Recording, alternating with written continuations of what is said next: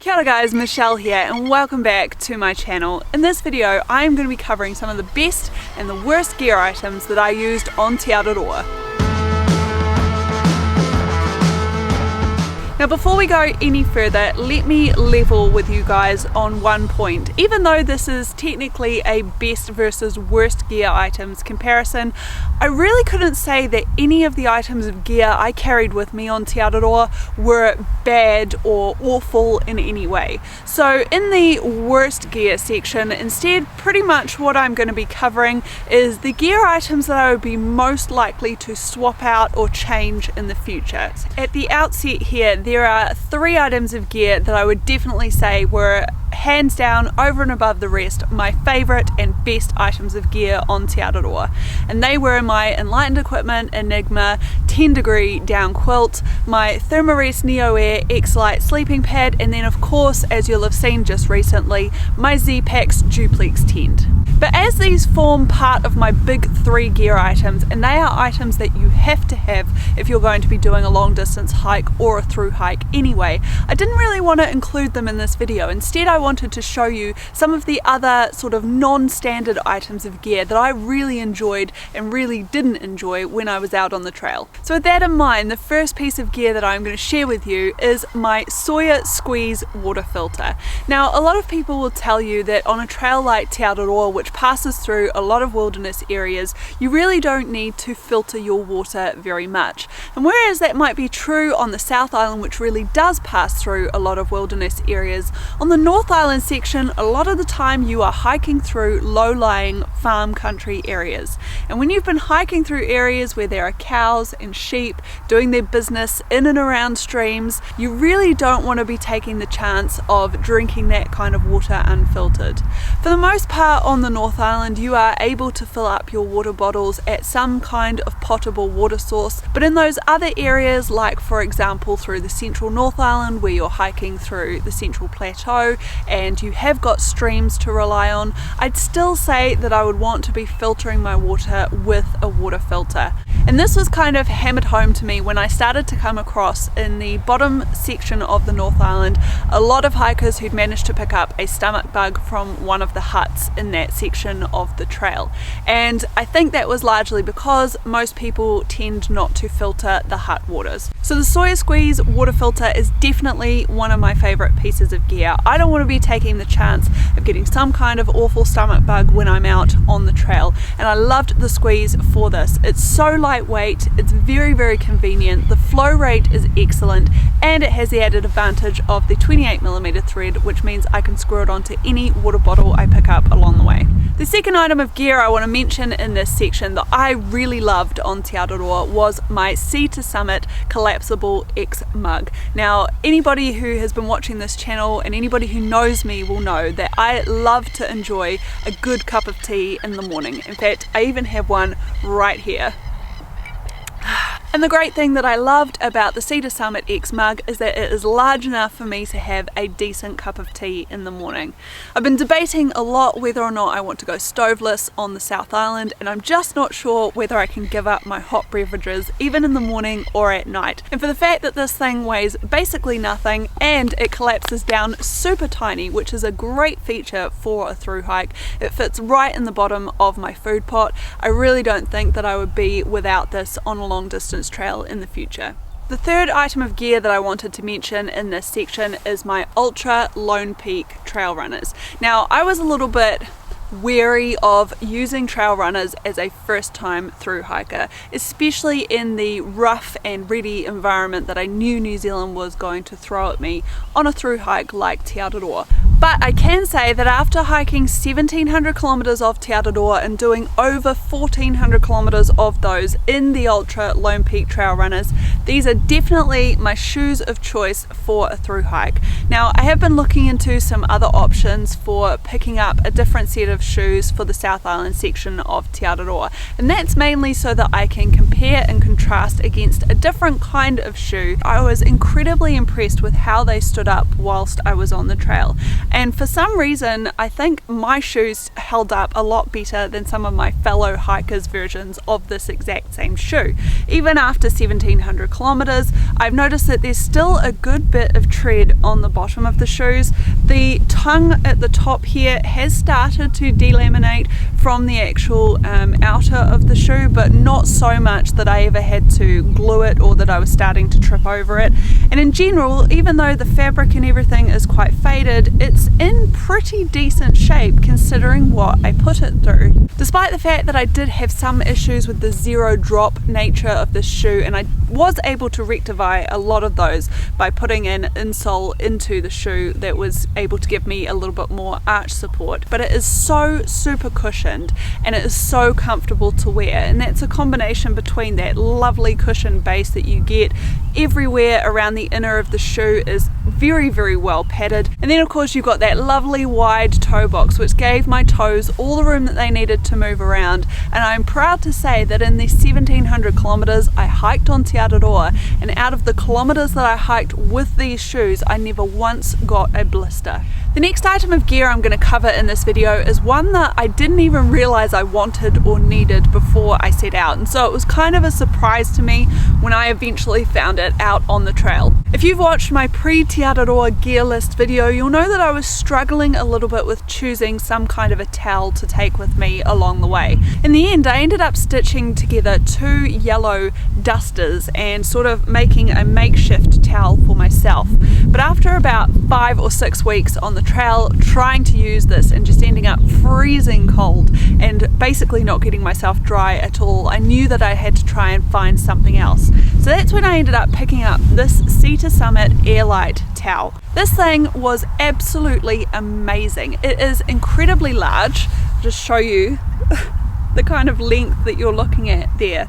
It's quite narrow, but you'd be surprised at how well this works to dry your entire body, and even like me, if you've got long hair, it worked incredibly well at getting that dry when I was showering in towns. It has some really great features that just make sense for thru hikers. For example, it's incredibly lightweight, and not only is that great for the backpack, but also it means that it dries out incredibly quickly. It's very absorbent, and it packs down into the tiniest little package that I thought was even possible for a towel. It would basically fit into the palm of my hand nice and comfortably. And I enjoyed using this as my main towel so much that I actually ended up picking up a smaller version to use with my cook kit a little bit further along down the trail.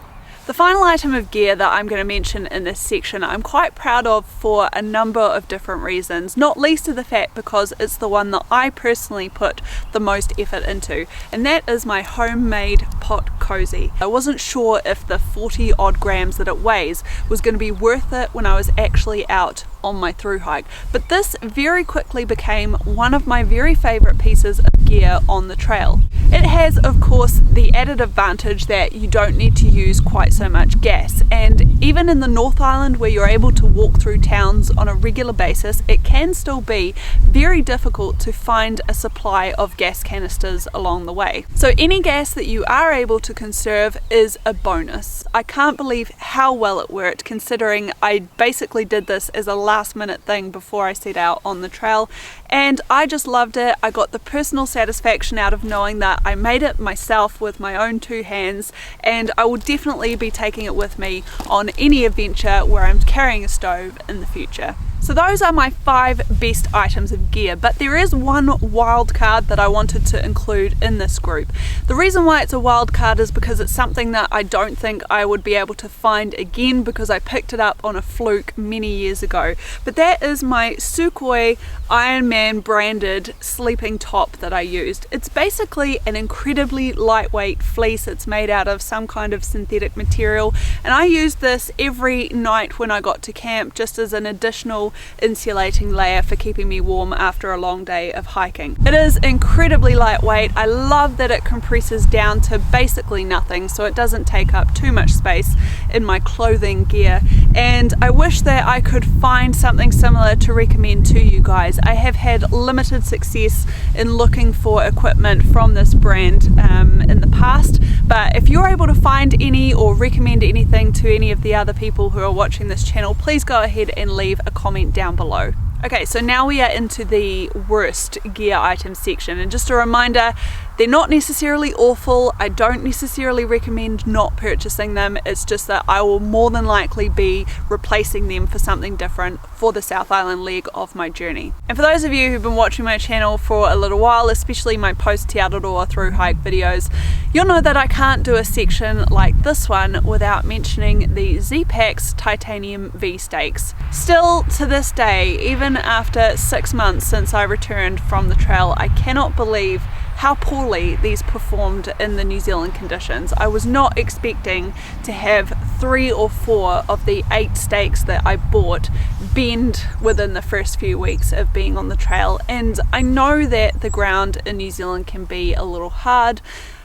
I was just really surprised at the fail rate of these tent stakes. Now, I did end up switching to the MSR groundhog stakes when I got through to Hamilton, which is about 600 kilometers down the trail, and I was really happy with the way that they performed. The groundhog stakes have more of a cross design like this as opposed to the V design, which sort of sits like this on the Z-Pax titanium V stakes, and I think that just gives them a little bit more stability. In fact, when I was on the Queen Charlotte section of the track, I was using the groundhog stakes, and the ground was so hard that I was having to bash them into the ground with decent sized rocks, and they still stood up really well.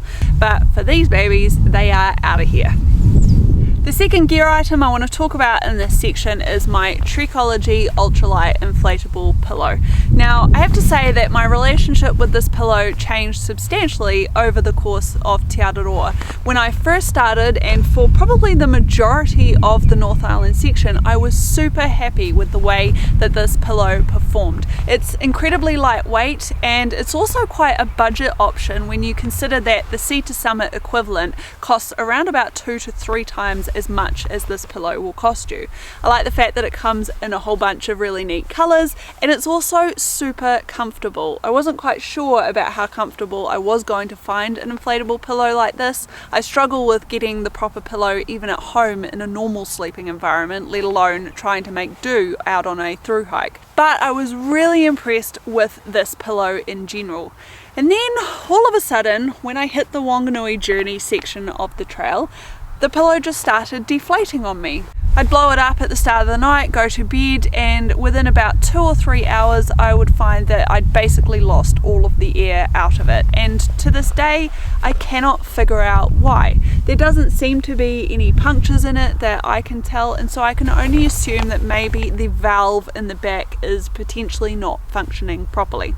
It's not that I wouldn't recommend this particular pillow, it's just that I think you have to bear in mind that for the price you might not be getting quite the same quality as you would expect in the Sea to Summit pillows. Now that I know that I really do enjoy using something like this Trekology pillow when I'm out on the trail, I'll probably now just splash out and purchase the Sea to Summit pillow because I know that I'm probably going to get the life out of it that I need. So the final item of gear that I wanted to talk about in this section is one which really exemplifies why you should make sure and do your research before you set out on the trail, and that is my Signet Power Delivery wall charger. Now, the reason why I went with this in particular was because of that power delivery charging option through this little slot on the back here. I wanted to be able to charge up my Anchor power bank as quickly as possible whenever I got to town. The thing that I didn't realize though is that you need to have a special power delivery cable in order to take advantage of that charging, and I was really disappointed to find that that doesn't come standard with this particular charger, at least not in this region of the world. So I got this out on the trail, and then I couldn't use it for the purpose that I wanted to use it for. Even though this could work really well if you're properly set up with it, I think for me it was a lot of money and a lot of extra weight. And finally, to finish out this section, I did want to mention another wild card on this part of the video, and that would be my outdoor research sun gloves. Now, hiking through New Zealand and knowing that I was going to be subject to the very strong sun and the awful UV that we have here, I really wanted to try and protect my skin as much as possible. In fact, one of the favourite gear items that I haven't mentioned in this video is my big wide brimmed straw hat that I just loved to use. For anybody that uses trekking poles in particular, you'll probably have noticed that the way that you use them means that your hands are constantly out and exposed to the sun. So I wanted to try using something like this to protect them a little bit better. Now, I opted for these particular sun gloves because they said that they had a cooling action, but I still can't figure out how that cooling action works. My experience with using these gloves on the trail was that they made my hands feel incredibly hot when I was hiking, and so instead I opted to basically not use them and just make do with the sunscreen that I was carrying along the way. Now, on the South Island, I am probably going to go back and try to use these again in some kind of a capacity because I will be hiking through a lot more exposed areas, and in particular in areas that are a lot higher in elevation and therefore closer to the ozone layer. I really want to try and protect my hands. They're starting to look like old lady hands now, so I'm going to give them another go again, but I have my doubts about whether or not these are going to make it into my permanent thru hiking kit. Alright everybody, we are at the end of this video. I hope you've enjoyed hearing what my best and worst gear items were. Maybe it's given you a few ideas of extra pieces of gear you can purchase for yourself in the future, or maybe it's even confirmed some suspicions that you have about existing pieces of gear that you owned. Whichever way, make sure you go ahead and leave me a comment in the section down below to let me know what your best and worst pieces of gear are. Next week, I'm going to be covering everything you need to know about that awful thing that you have to deal with on Te Araroa, and that is road walking. So make sure that you stay tuned for that next Friday at 7 PM. In the meantime, if you liked this video, go ahead and give it a thumbs up. Don't forget to hit that subscribe button and ding that notification bell. Until next week guys, take care and stay safe out there.